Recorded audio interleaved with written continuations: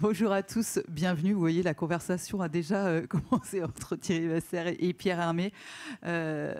Merci aux Deux Mains du Luxe de permettre ces rencontres-là.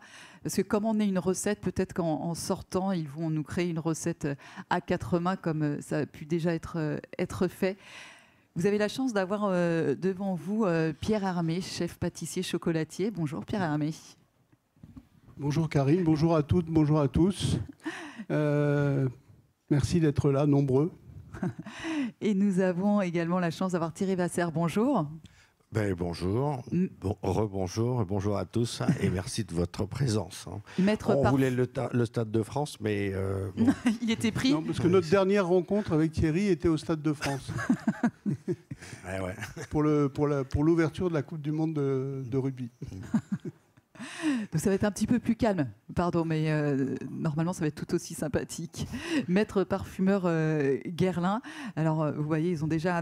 C'est une toute petite part de leur création, mais on a le flacon, on a la tarte infiniment vanille, on va y venir. Et l'idée, c'est de voir ensemble comment est une recette, parce qu'évidemment, il y a énormément de similitudes, messieurs, entre vos deux métiers qui font appel en plus à des sens que nous, communs des mortels, laissons un petit peu de côté, le goût, l'odorat. Je me permets de vous citer Pierre Hermé. Le parfumeur utilise son nez, le pâtissier son nez et sa bouche. Il y a la saveur et la texture en plus, mais l'idée d'assembler les odeurs comme celle d'assembler des saveurs dans sa tête est la même.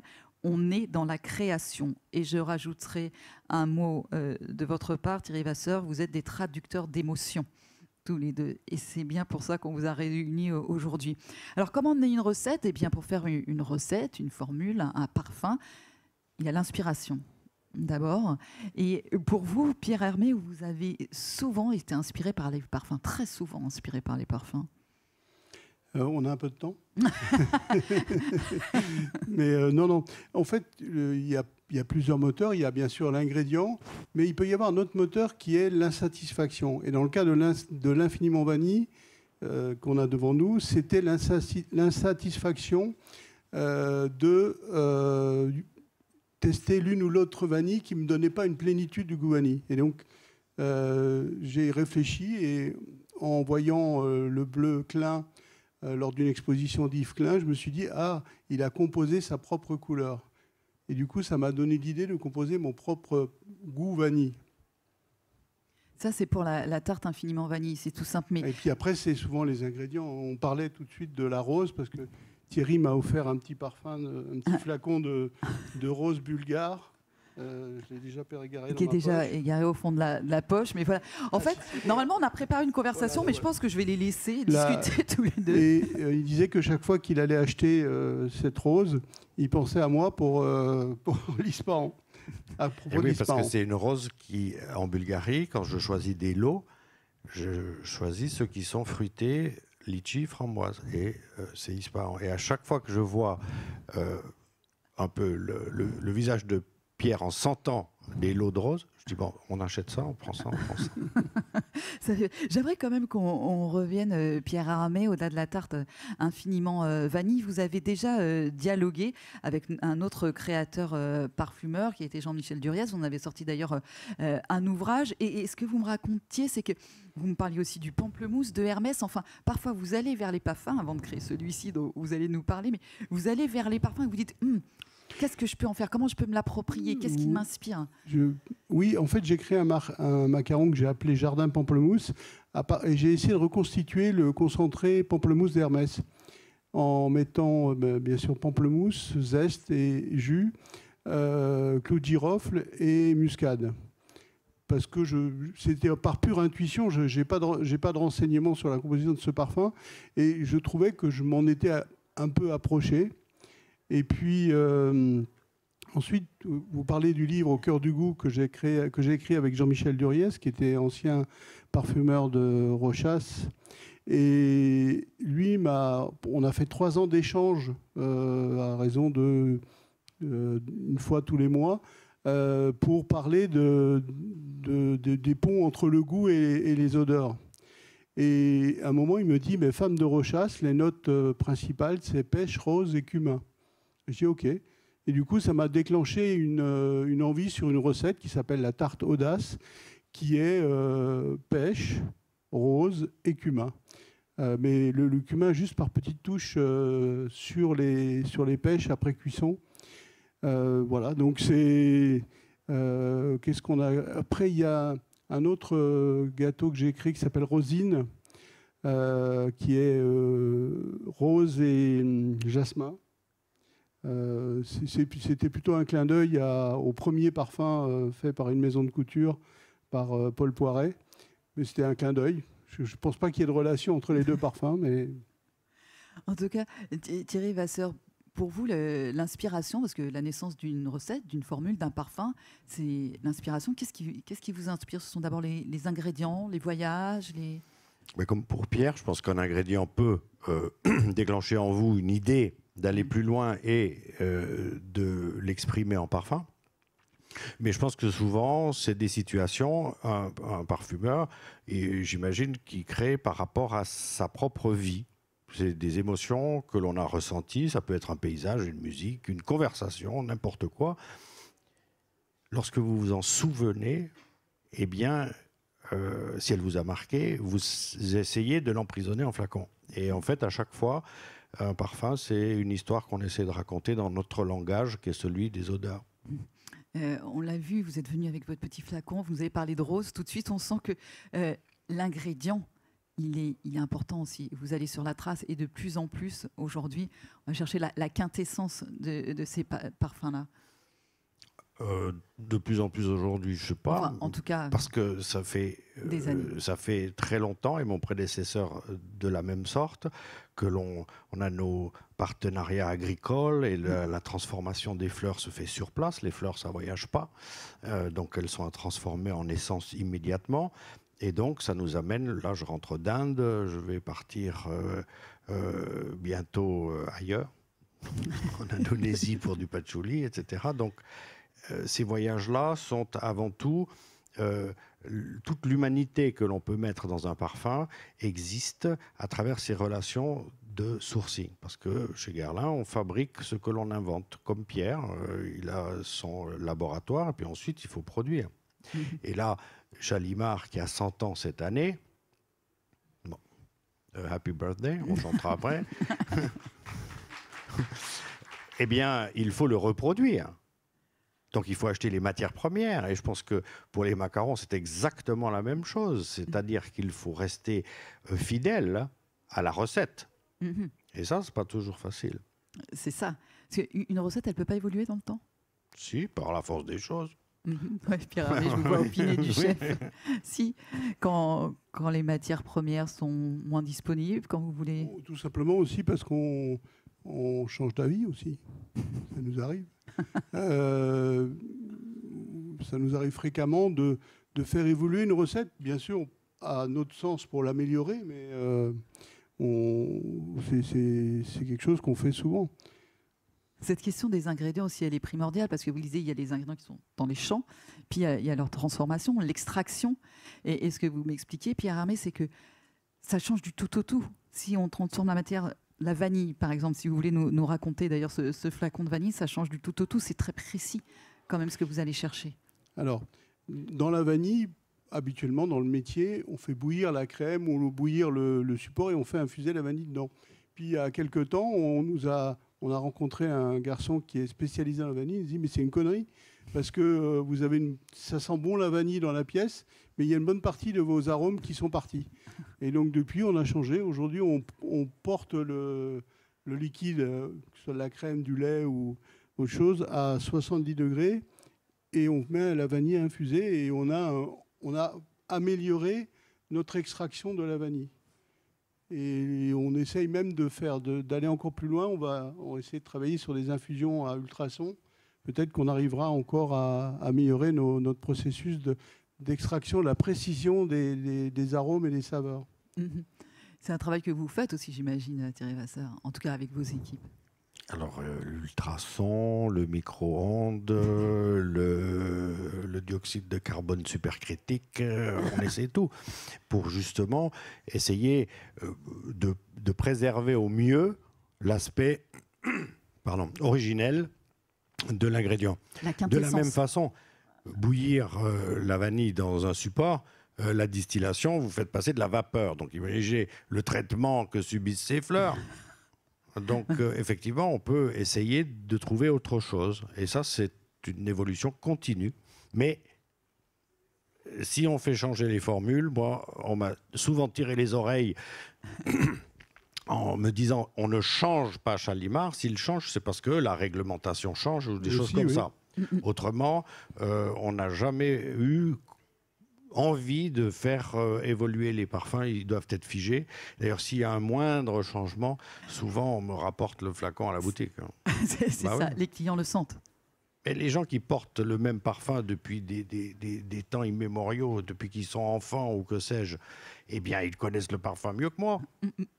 Et donc, s'il y a un changement, boum, on se fait gauler. Un mot sur ce flacon que vous nous avez apporté, qui fait partie justement de la quintessence de ce que vous voulez faire ressortir, Pierre Hermé. Alors, donc, on célèbre les 20 ans de la création de la tarte Infiniment Vanille avec cette association de 3 vanilles. Et je me disais, mais comment le faire partager à nos clients ? Et finalement, la meilleure façon, on peut leur faire goûter le gâteau, mais aussi d'avoir une approche olfactive. Et donc, on a réalisé le parfum Infiniment Vanille, à base, bien sûr, d'alcool et juste de l'infusion de vanille, il n'y a rien d'autre. Donc, en ce moment, dans les boutiques Pierre Hermé, il y a on vous donne à sentir la vanille pour que vous puissiez découvrir déjà une première approche de la vanille, ce que je crois que vous êtes en train de faire. Et après, il y aura l'approche gustative. Mais là, ce que je disais tout à l'heure, vraiment, cet Infiniment Vanille, ça vient d'une insatisfaction. Et je crois qu'il peut y avoir aussi des recettes et des créations qui proviennent d'une insatisfaction. Et du coup, ça m'a amené à figer une façon de travailler. C'est-à-dire que travailler sur des associations de saveurs, la plus connue étant Ispahan, Mogador, Envie, mais aussi de travailler sur la façon de sublimer un seul parfum. Donc du coup, c'est ce que j'ai appelé les infiniments chez nous. Donc infiniment fraise, infiniment noisette, infiniment café, qui sont à chaque fois un vrai travail sur la manière dont on exprime la saveur au mieux, mais bien sûr, selon moi, après, un autre pâtissier le fera différemment, bien sûr. Et ce qui est intéressant, parce que je vous entendais discuter tout à l'heure, c'est que pour faire sentir pour faire pressentir la vanille le plus justement possible, parfois, il faut rajouter un petit autre chose. Alors ça, c'est quelque chose que j'ai appris par une personne qui a travaillé chez Guerlain auparavant, bien avant Thierry. Et elle m'avait demandé de faire un macaron double spiritueuse vanille. Et elle m'a dit, il faut mettre une note de rhum. Et du coup, dans la tarte Infiniment Vanille, il y a une touche de rhum, mais ça vient de cet échange avec cette dame qui s'appelle Sylvaine Delacourte. Et c'est elle qui m'a ouvert l'esprit sur le fait que la touche de rhum, on a déjà essayé de le faire sans rhum, parce qu'il y a des pays où ils n'aiment pas l'alcool, pour des questions religieuses souvent, mais c'est moins bien. Comme moi. Thierry Vasseur, pour vous, quand la composition d'un parfum, on est rarement sur une seule note. C'est la complexité de la note. On est sur des formulations complexes et plutôt des mélanges. Oui, en fait, ce sont des histoires. Je le disais, on a à disposition plusieurs milliers de matières premières. Ici, à la manufacture à Orphin, près de Rambouillet, il y en a à peu près 1200 différentes pour faire tout le catalogue de Guerlain, depuis le plus ancien parfum qu'on fabrique, l'eau de Cologne impériale de 1853 jusqu'aux dernières créations. Il faut 1200 matières premières. Et donc, ce sont des mélanges plus ou moins complexes, avec des réactions plus ou moins complexes aussi, mais ce n'est pas scientifique. Et là, on se rejoint parce que ce ne sont que des expériences qu'il faut faire. On peut apprendre que si tu mélanges ça et ça, ton parfum il sera couleur Coca-Cola, ce qui n'est pas toujours recommandé. Mais autrement, ça n'est que de l'esthétique. Et donc, il faut faire des essais. Mais n'empêche que vous avez dans la tête les 1200 odeurs. Vous les avez dans la tête? Ah ouais, même plus, oui. Non, mais j'ai pas l'air comme ça. Mais... ouais. Parce que comment elle commence cette recette? Il faut l'écrire, c'est très précis. C'est comme une recette. Et donc, cette recette part au laboratoire, et puis elle revient sous forme d'une petite fiole dont j'ai dû me débarrasser, une petite fiole, une petite pompe, et puis vous sentez. Et parfois, tu peux me le tenir, enfin le micro. Et parfois, votre idée, c'est ça. Vous écrivez cette formule, et puis le laboratoire vous ramène ça. Et que pour arriver à ça, mais parfois il faut plus que des mois, il faut parfois des années même, et parce que c'est empirique. Donc il faut faire ces allers-retours constants jusqu'à ce que ce qu'il y a dans la petite fiole corresponde à l'idée initiale. C'est super dur. Parce que c'est hyper précis. Ça peut être frustrant. Ah oui, c'est oui. Du dosage, que ce soit c'est pas de la chez cuisine, vous. c'est de la pâtisserie. C'est À ça. l'usine, c'est militaire. Et il y a un ordre d'entrée des matières aussi. Comme en pâtisserie. C'est ça, hein, c'est comme en pâtisserie, Pierre Hermé. Ça rigole pas. La recette, c'est dosé, pesé très précisément. Alors, chez nous, dès qu'une recette existe, elle est écrite précisément au gramme près, au geste près.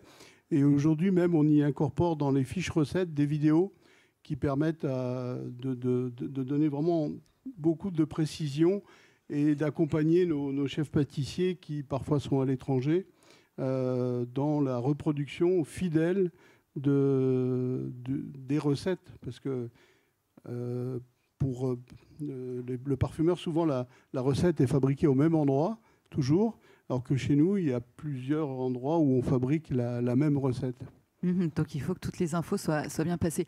À quel moment... Et là aussi, la matière première est vraiment fondamentale. La qualité de la matière première et le choix de la matière première, le sourcing, toutes les vérifications qu'il faut pour accepter une matière première, c'est pareil, c'est un travail. Vous le disiez, il faut souvent beaucoup de temps. Thierry Vasseur, qui donne la finale? Là, vous nous avez expliqué que de temps en temps, vous demandez ça et vous... qui à un moment dit, bon, ça y est, la recette, elle est parfaite. Votre formulation, elle est parfaite. Le parfum, il faut qu'il sente cette odeur-là. Et on la sort comme ça. Qui dit stop? On ne travaille pas seul, heureusement. Je veux dire, avec l'équipe, en particulier l'évaluation, ce qui était le travail de Sylvain Delacourte. Un parfumeur, lorsqu'il est dans son idée, dans son développement, et il est comme le cycliste en danseuse sur le vélo. On ne voit pas forcément la route. Et donc, l'évaluation vous permet d'avoir une perspective. C'est un peu comme un compas, une boussole. Sinon, vous pouvez vous perdre dans vos propres idées et vous n'allez nulle part. Et à l'instar d'un peintre qui a une exposition dans un vernissage chez un marchand à telle date, eh bien, on sait quand est-ce qu'il faut que ce soit prêt. Et souvent, on se fait tordre le bras parce qu'on ne sait jamais quand c'est fini. Vous êtes dans un domaine d'abstraction et d'esthétique. On aurait souvent tendance à dire « Ah, mais je pourrais peut-être enlever un truc, je pourrais peut-être rajouter un truc. » Je pense que parfois, ces moments-là de doute nous habitent, si je peux dire, souvent. Donc, c'est collégial, on dit bon, ben maintenant, Vasseur, c'est bon, là, on y va. D'autant plus qu'après, il y a tout un process de manufacture.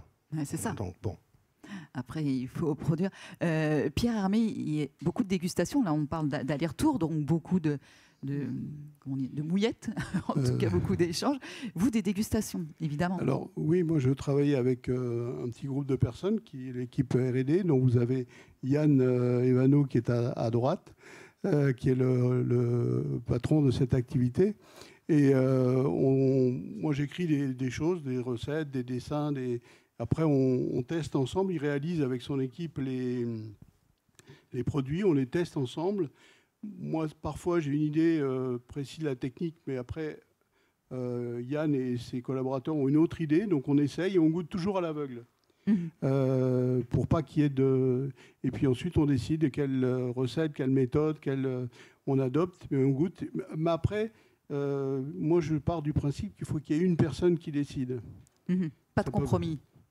Voilà, j'ai beaucoup de mal avec les compromis. Donc à un moment donné, c'est vous qui donnez le là et la fin. Quelle place vous donnez à la... Parce que là, on parle de choses, vous nous avez parlé de formules, d'aller-retour, etc. Mais quelle place à l'intuition, à l'émotion? C'est que ça, en fait, c'est que de l'intuition. Hein. Parce que à partir du moment où je décide que c'est bon, pourquoi c'est vraiment pure intuition.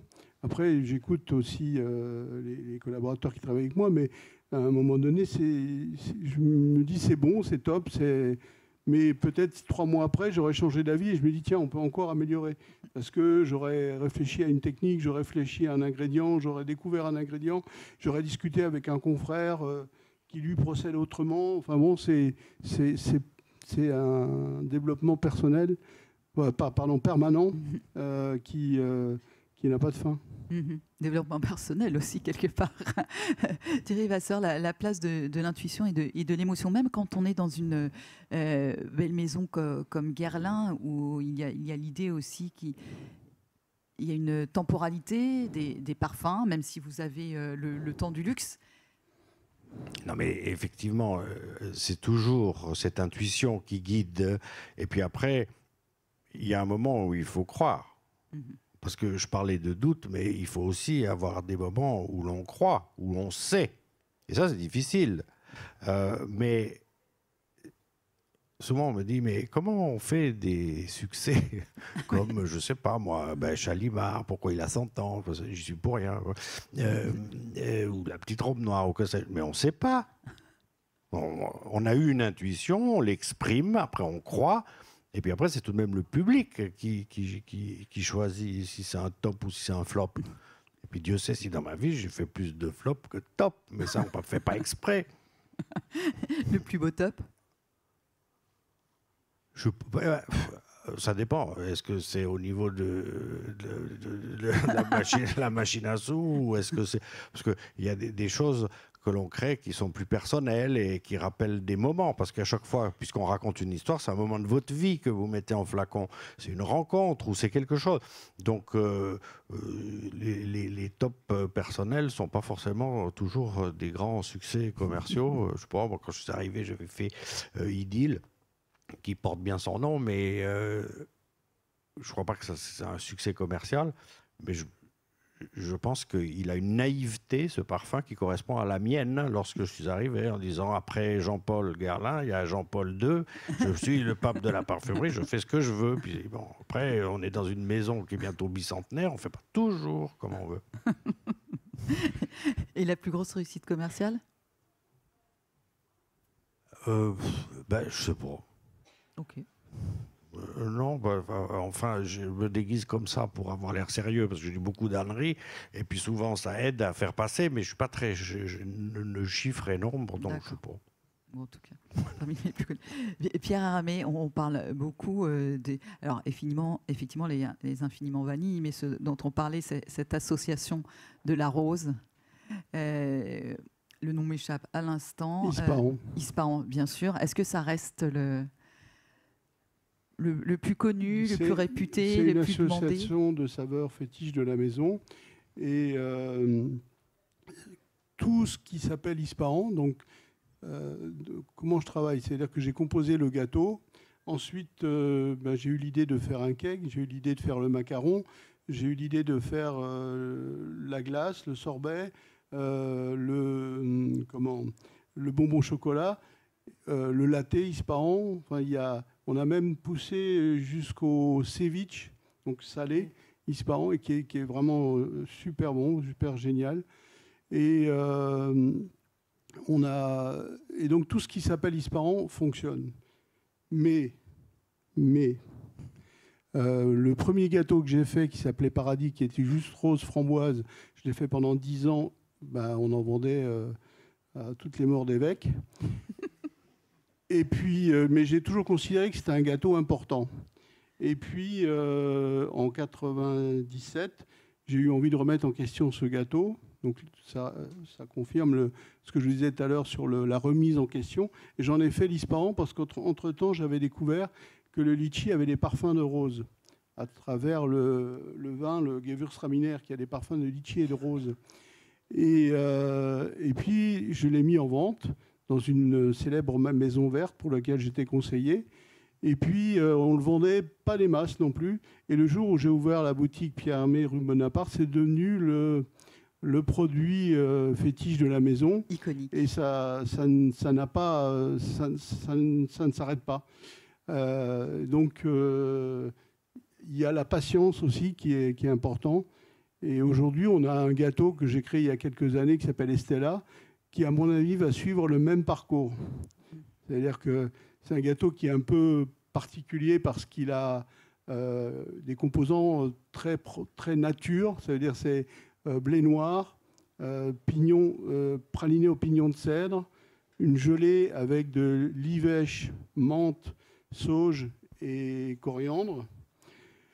Et puis une crème aux bourgeons et épines de pin, infusion de bourgeons et épines de pin.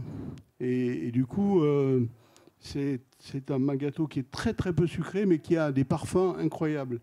Et donc, moi, je suis persuadé que c'est un Ispahan. C'est un potentiel Ispahan. Mais bon, pour l'instant, il n'y a que moi. Hein. Les clients, non. C'est vrai que c'est assez disruptif comme l'était l'Ispahan. Thierry Vasseur, est-ce que vous arrivez à vous figurer, parce que c'est ce que j'ai essayé de faire, ce que ça peut rendre en bouche ce que vient de raconter Pierre Hermé? Vous devez réussir. Ouais, je pense que j'ai une petite idée. Et en fait, on sera peut-être deux alors, à y croire. À déguster. Parce qu'effectivement, on a aussi des matières premières communes pour nos activités. Et cette liste me parle, oui. Mm-hmm. Mais après, le bourgeon de pignon de cèdre. Ouais. Après, il doit être peut-être un peu toasté, de ceci, cela. Et donc, il est légèrement toasté. Oui. Ouais. Je pense. Et pignon de cèdre de Sibérie. Ah, pardon. Voilà. Non, mais c'est ça, c'est pointu. Et cette déclinaison de la recette dont nous parlait Pierre Hermé, c'est possible aussi dans le parfum, Thierry? Bien sûr.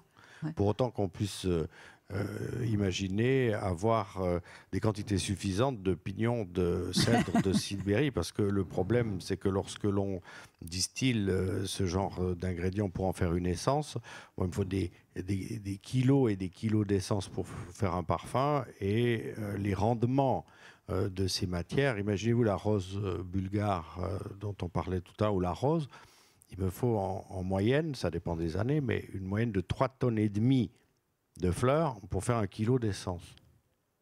Donc les volumes sont gigantesques. Et donc pour le pignon, là je risque de sécher un peu. mais pour la déclinaison, par exemple, du Chalimard, après on a du Chalimard intense, on a ces déclinaisons-là pour faire vivre les parfums. Comment vous les travaillez? Qu'est-ce qui est possible de faire? Bon, ça dépend, parce que on appelle ça dans le jargon marketing une franchise. Donc Chalimard, c'est une franchise qu'il faut animer. Alors on avait fait des odes à la vanille, donc il y avait, et ça, vous allez y reconnaître les matières, la vanille du Mexique, puisque d'ailleurs c'est de là qu'elle vient, cette vanille, qui est le fruit d'une orchidée mexicaine. Ensuite, on avait l'ode à la vanille malgache, Tahiti, mais qui est une autre variété botanique.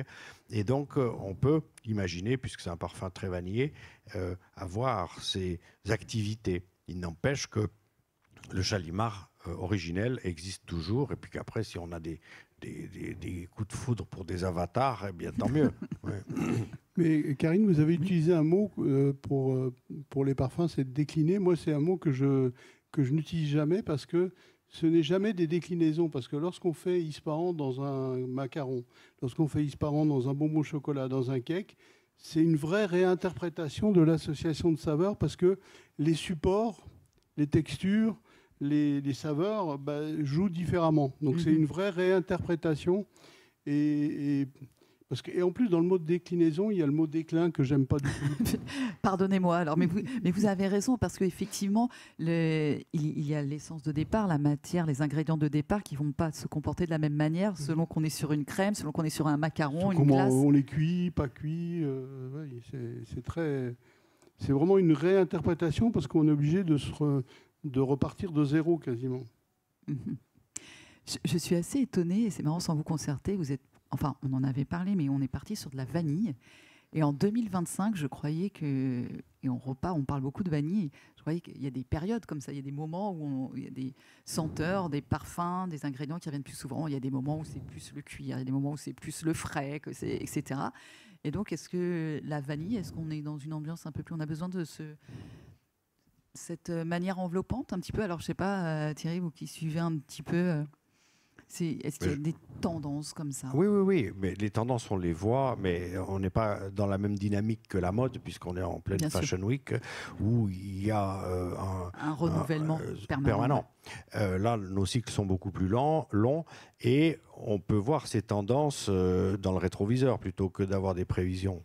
Et il y a eu les périodes patchouli, après il y a eu les périodes extrêmement fleurs blanches, ensuite il y a eu les périodes propres, après il y a le gourmand, et puis bon, la vanille, depuis très longtemps, je pense que c'est une odeur appétante déjà, mais surtout qui rappelle l'enfance. Et par rapport à ça, les sens combinés, on peut jouer avec ces sens combinés avec l'olfactif. Parce qu'en fait, c'est quand même un sens qu'on a un peu oublié.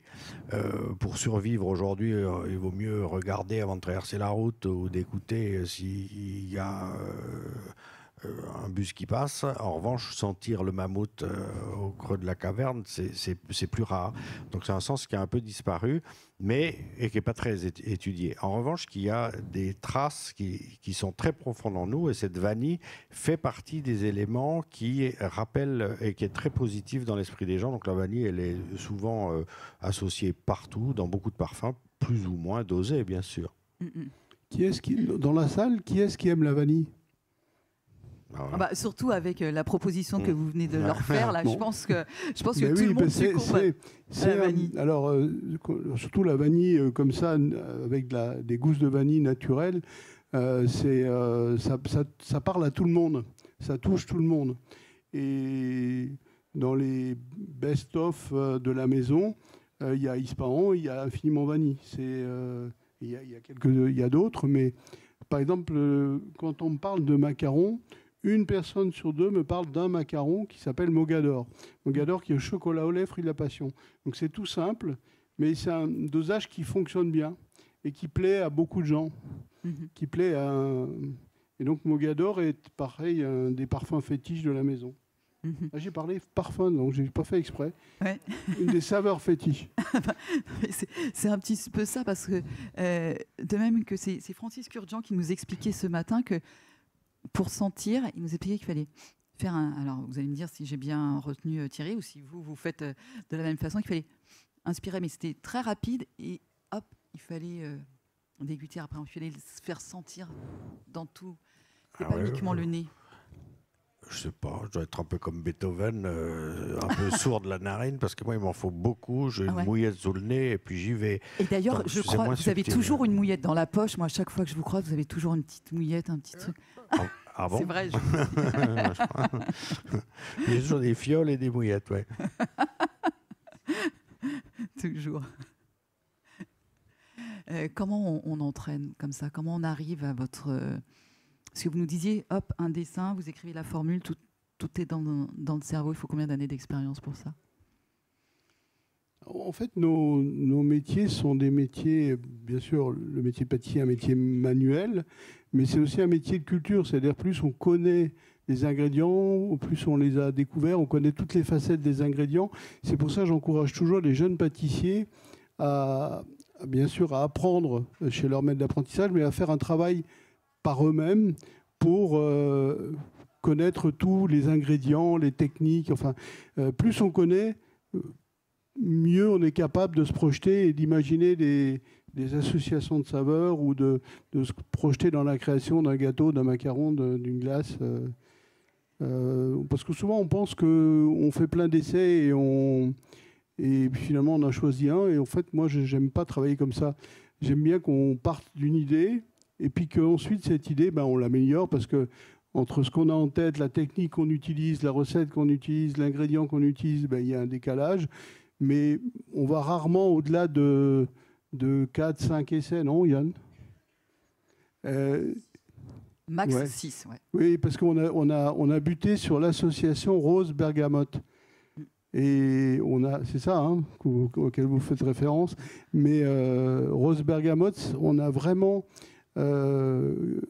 galéré pour trouver la place de chacun, pour laisser la place à la rose, à l'expression aromatique de la rose et à l'expression aromatique de la bergamote, avec à la fois un peu d'acidité, parce qu'il s'agissait d'un gâteau. Voilà, donc, mais c'est rare, c'est 1, 2, 3 maximum. Au-delà, c'est rare. Et après, ça commence à m'énerver, donc je mets de côté et on dit bon, on y reviendra, on va réfléchir. Parce que c'est souvent aussi en réfléchissant un peu plus profondément qu'on arrive à trouver des solutions. Du recul et de revenir ensuite. Vous avez déjà testé rose bergamote, Thierry, ça vous dit quelque chose? Non, mais rose et bergamote, c'est pour nous des choses que l'on utilise ensemble très souvent, mais avec d'autres petits copains.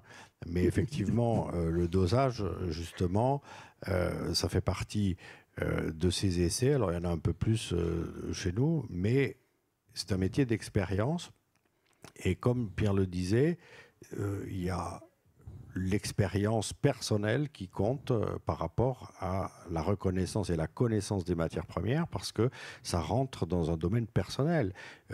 L'effet que peut vous faire une rose ou une bergamote est différent pour chacun d'entre nous. Donc ça devient une démarche extrêmement personnelle et les jeunes doivent apprendre ce langage ou ces mots différents, toutes ces matières, de façon personnelle, parce qu'à chaque fois, ils touchent une partie intime de vous, et ce que vous voulez exprimer quand vous écrivez une formule ou que vous inventez un parfum, c'est justement une histoire très personnelle. Donc, chacun doit faire son travail de façon individuelle, et parfois, la création, c'est un peu solitaire. C'est un peu le problème aussi. C'est pour tout l'intérêt de l'entourage. Merci infiniment, messieurs, pour ce partage. Oui, je sais, c'est déjà fini. On aimerait bien discuter encore. Normalement, c'est plus rapide que le temps d'une recette. Mais merci infiniment pour l'expérience, pour ce partage. Je vous invite aussi à aller sur les stands des maisons que vous représentez, Guerlain et Pierre Hermé. Merci beaucoup pour cette dégustation. Merci. Merci. Merci beaucoup.